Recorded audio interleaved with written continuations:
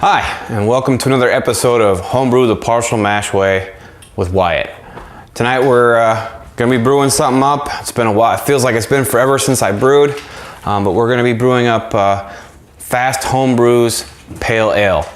I don't know that he named it. I think he just called it Pale Ale. I will put a link in the description to his channel so you can see his version of things. Yeah, so we're just gonna start off. I'll go ahead and if you're gonna want the recipe, you're gonna wanna pause here because I'm just gonna go ahead and do this and hope that it all gets in the shot and is legible. Bear with me. Obviously I'll check, but go ahead and pause now if you want the recipe. Yep, I got it all. Okay, so a couple of things.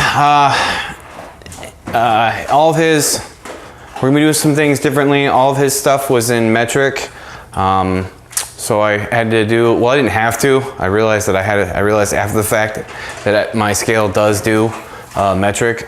But one thing that we're definitely doing differently tonight is this. I realized like almost a couple days ago that, or just a couple days ago, this is actually for a 27 liter batch, which is just over 7 gallons. Well, my capacity is only 5 gallons.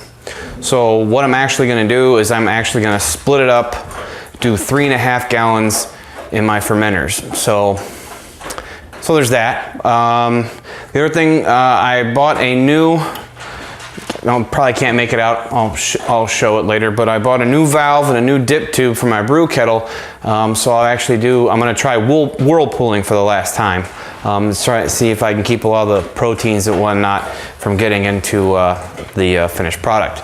I'm sure I'm gonna think of some other things after I call this good, but for right now, I think that's it.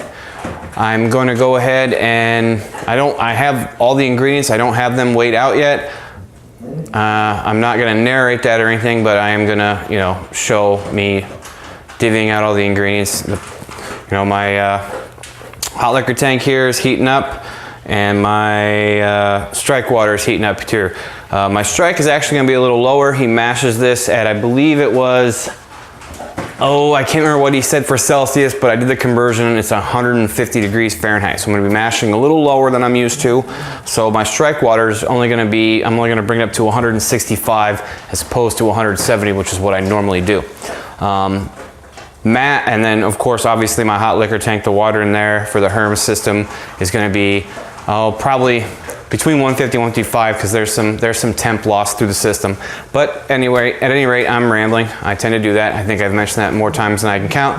I'm done rambling, so I'm gonna go ahead and leave you now. And then when you come back, you're just gonna watch probably a sped up video of me weighing everything out and getting my proportions correct for the beer. So yeah, so we'll do that and we'll see you soon.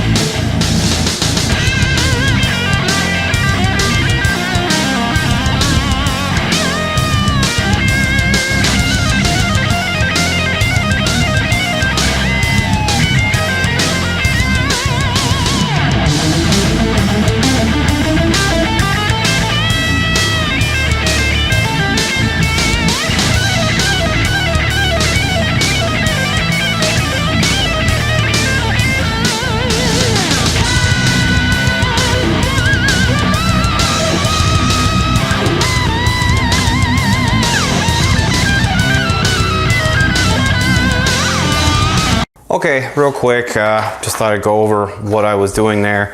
I had to overbuy for all my malts, because I got them online through Midwest Supplies. I do a lot of my homebrew stuff. I get through them, so they don't let you order exact weights. You have to pretty much order in 1 pound increments. So anyway, I just thought I'd share with you how I weighed it out. Okay, the first thing you saw was the pale malt at 6.41 pounds. So 6.41 pounds of pale malt. Then there was a whole 1 pound bag of Munich. Like I said, with Midwest, it comes in 1 pound increments. There was a whole 1 pound bag of Munich. And then medium crystal, there was 0.6 pounds of. So that's the grain bill. And then for hops, just basically the bittering there. So there's only gonna be one hop addition. That's gonna be 25 grams of Amarillo and 8 grams of Magnum. And then I also have 30 grams of Cascade for a dry hop, but you know, that comes in later. And then lastly, you know, after doing some math and whatnot, the extract called for 2 pounds of Alexander's. That was the palest LME I could find, was Alexander's, and rather than use a whole 3 pounds, it was only 2 pounds to make up for the pale malt that you know, I can't fit because I can only do 8 pounds of grain. So yeah, so obviously I've got some leftovers. I'm thinking I'm just gonna probably maybe use those for steeping grains. Let's see. Yeah, I mean, well, maybe not. I don't know. We'll see. I'll figure something out. I'll make use of them. I'll probably just buy a whole bunch of extract and do some real simple thing just to use them, because I'm also going to have leftover hops. Something quick and easy that I can brew it. Anyway, so still waiting on water to come up to temp. Yep, so it's going to be a while yet. When we come back, I'll show the underletting, and then after that, I'll probably just, you know, come in and show you when it clears up because of the recirc, then boil, then hop addition, you know, the usual stuff. And we're underletting. Got the pump going, getting the water in. It's starting to come up. You can see it there as the water comes in. This time I remembered to actually add a little bit more water for the underlet process. I think we're gonna call that good. So I'm gonna close the valve, close this valve, and then turn off the pump. Pump's dead. I'm gonna give this a quick stir because in the past, I didn't think to stir it because I didn't think I needed to, and I ended up finding out later that not all my grains got saturated. So go ahead and give that a stir. And as always, it already smells terrific.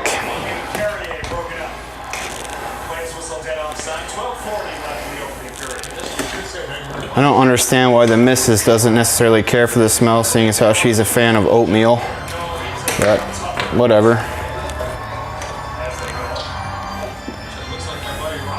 But as you can see, no dough balls. Man, I love that. No dough balls whatsoever. All right. Let's see what our temp says. Right on the money, 150 degrees. That almost never happens. Beautiful. All right. So what I'm gonna do now, I'm gonna go ahead and set up my system for recirc, and then just real quick show you guys that one more time, especially for any new viewers who haven't seen it. So yeah, get that set up and then I'll give you guys a quick view of it. All right, so had a little bit of issue, but so everything's going good now. You can see the Hermes coil doing its thing. Submersion water keeping it warm. Our temp is, it's a little low. It's 153 right now, but it's gonna come back up. I adjusted for that. But you can see mash tun, she's sitting right below 150, so we're okay there.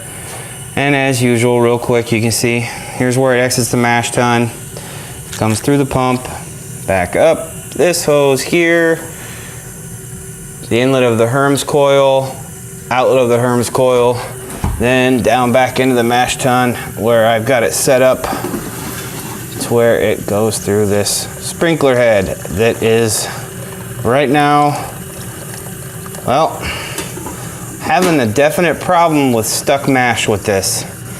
Grain bed's just been filtering it too much. Not sure why this time. Hopefully I'll get that figured out. Anyway, that's where we're at. See you in a little bit.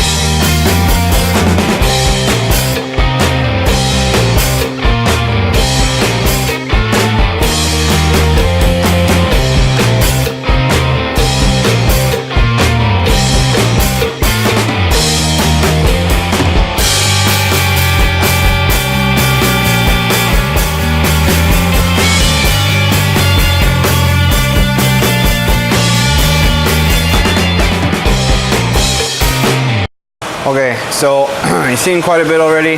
Haven't done a whole lot of commentary. Trying to cut down on that, make these videos quicker. But real quick, so I've been going back and forth when to add the LME. You know, normally, lately what I've been doing is I've been doing it at flame out. But this time around, I think I'm gonna actually do it with 15 minutes left in the boil, only because I'm worried about sanitization. Because you saw that I did take it out of the can and pour it into a bowl. I did clean and sanitize the bowl, but you know, it's sitting out, open air in this bowl, and better safe than sorry. I'm just gonna pull it off the burner, add this with, pause the timer right at 15 minutes, stir it in, put it back on the burner, get it back up to boil, then restart the 15-minute timer. I think that's probably better safe than sorry. So anyway, just wanted to go ahead and let you know that because you're gonna see me do that. But again, I'm not really going to discuss what I'm doing. Like I said, I'm just less talking, more doing. All right.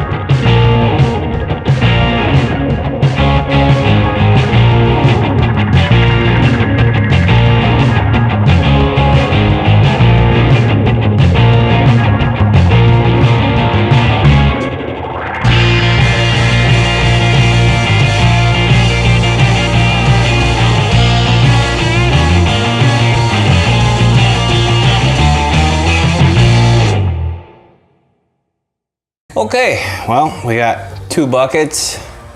Each of them are at 3.5 gallons.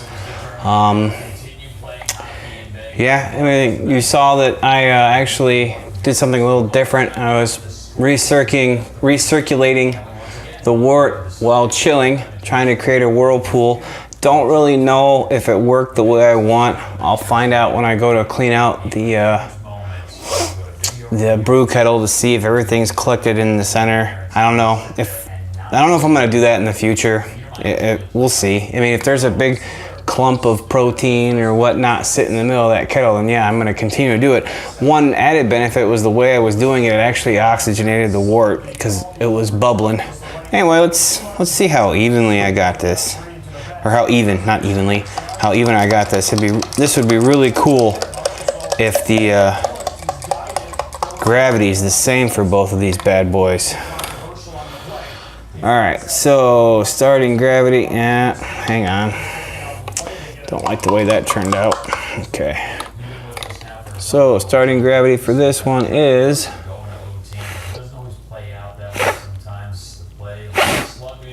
looks like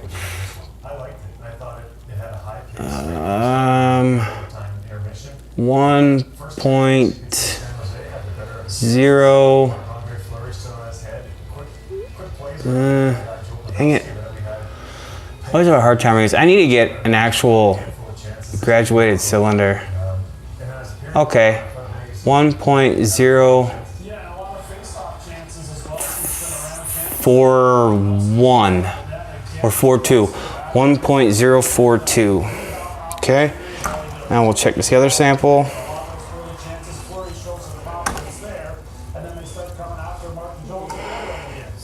And I'm not really sure what Fast Homebrew came up with. I'll have to go back to his video and see. I don't know if he listed the gravities or not. I imagine he did, but we'll see.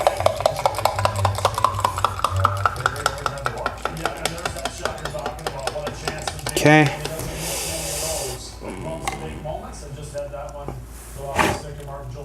Look at that. Wait a minute. Heck yeah, that's what I'm talking about. Actually, you know what? I'm wrong. It wasn't 1.0. It was 1.03. I'm so bad at this. 1.0. Damn it! Give me a second. Oh man.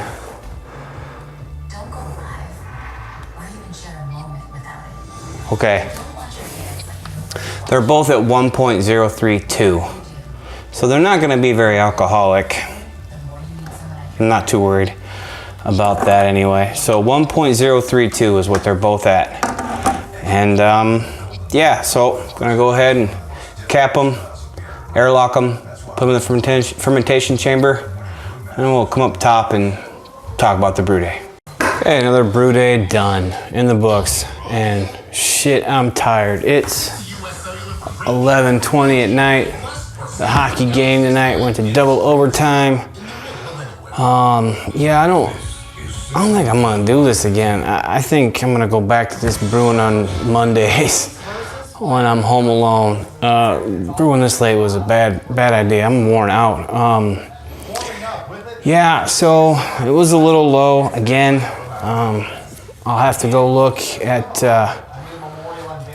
Fast Homebrew's video to see what he came up with for gravity. It's going to be a pretty low alcohol beer. I mean, starting at 1.032.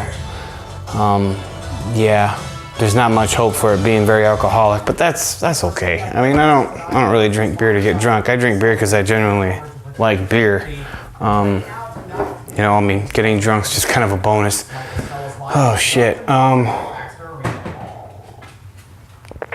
The whirlpool. Yeah, and once I got to cleaning the kettle, I didn't see anything. So I'm almost wondering, I don't think something I did wrong. I mean, maybe because I think I was causing too much of a splash, because that's why I was getting that foam. So I'll have to figure out if I'm gonna try it again. Do a little more studying up, and if anybody has any tips on I'm thinking I just need to get the outlet of that hose lower and make sure that it's not churning up so much liquid so I don't get that foam, so I get a good, and I also think I have to do it for longer, you know, whatever. So if I do try it again, it'll be after I do a lot of research and figure out a different way of doing it or what I did wrong. I would like to go ahead and say that I switched out valves on my brew kettle because I bought what I thought was, well, what they claimed was a universal fitting for a dip tube or a pickup tube. It wasn't universal, so I just ended up buying their valve. But I will say this, if you are looking for a good weldless valve, weldless fitting, you know, valve, excuse me, go with Anvil. That's what I bought. I was shocked because there were so few parts to it. It was so simple. I was like, there's no way this thing isn't going to leak. And it didn't. Not one drip. It was perfect. So I highly recommend. I'll go out and say it. And I bought it. You know, they didn't give it to me. I don't, you know, have anybody give me shit. I went out. I paid my own money for it. But yeah, the Anvil weldless fitting valves, I'll give it a thumbs up. No leaks. Very few parts to it. I mean, I think it was literally just the valve, a grommet or washer, and a nut. That was it. When I got it, I was like, there's no way this thing's not gonna leak, because I have other weldless fittings that, you know, there's like 3 or 4 pieces to them, but it didn't. So thumbs up again. I bought it with my own money. It wasn't given to me, so I highly recommend them if you're looking for weldless. I can't remember what I paid. I want to say it's like 30 or 40 bucks on their website. Anyway, I'm rambling. I say that a lot. I'm tired. I'm going to bed. You guys have a good night. I'm gonna have a good night, and we'll see you next time. Until then, cheers. Not at the public ceremony. They had a private showing this morning. Right now, investigators